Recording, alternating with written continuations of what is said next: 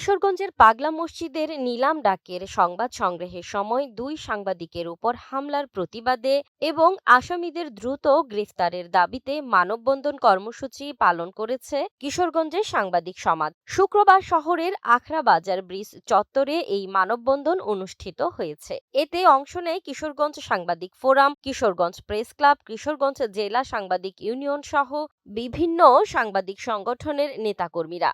এ সময় পেশাগত দায়িত্ব পালনকালে এমন হামলার প্রতিবাদ জানান সাংবাদিক নেতারা। সেই সঙ্গে সাংবাদিক নির্যাতন বন্ধ ও সাংবাদিকদের উপর হামলাকারীদের দ্রুত গ্রেপ্তার করে দৃষ্টান্তমূলক শাস্তি দাবি করেন তারা।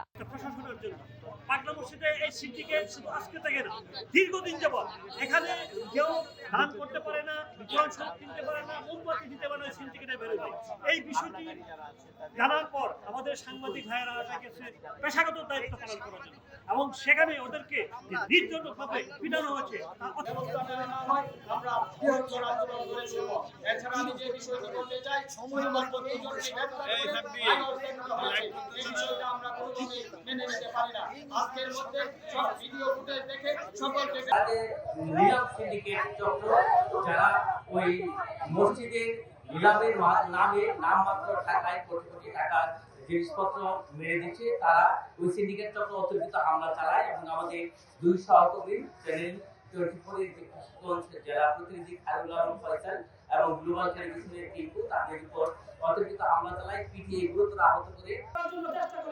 আমরা একটা কথা স্পষ্ট বলতে চাই, এখানে যদি রাজনৈতিক কোনো ইন্ধন, রাজনৈতিক কোনো রং দেখানো হয়, তাহলে শুধু প্যান্ট না, আন্ডার ওয়্যার খুলে যাবে। কিশোরগঞ্জের কে কোন জায়গায় কত কর্ম করে সাংবাদিকদের চেয়ে বেশি কেউ জানে না। সুতরাং সাবধান, 24 ঘন্টার ভিতরে আমাদের ভাইদের উপর হামলা করেছে সকলকে গ্রেফতার করা। প্রশাসনের সাথে তারা সম্পৃক্ত হয়ে তারা সিন্ডিকেট করে তারা পাগলা মসজিদের কোটি কোটি টাকার সম্পদ তারা নিলামের নামে তারা চুরি করছে এখানে বসে। এই চোরদের নিউজ করতে গিয়ে আমার সহকর্মী দুই সাংবাদিক ভাই আহত হয়েছেন। আমি চাই যে আমার এই সহকর্মীর যে